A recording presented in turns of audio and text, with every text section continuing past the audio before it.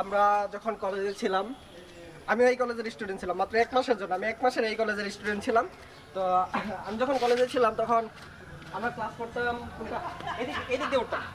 আমি ফার্স্ট ইয়ারে থাকতে এদিক দিয়ে না, হ্যাঁ আমরা ফার্স্ট ইয়ারে থাকতে এই দিক দিয়ে তিনতলায়, একদম তিনতলায় আমাদের ক্লাসরুম ছিল। তিনতলা কোন পাশে?